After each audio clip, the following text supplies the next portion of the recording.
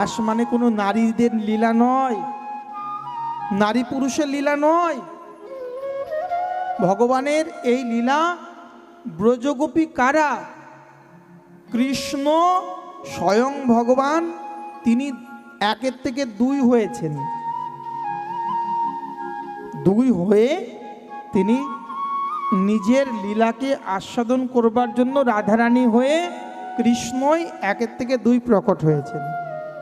আর সাক্ষাৎ লীলা করবার জন্য কৃষ্ণের যতটুকু খেলা, সর্বোত্তম নরলীলা, নরবপু তাহার স্বরূপ।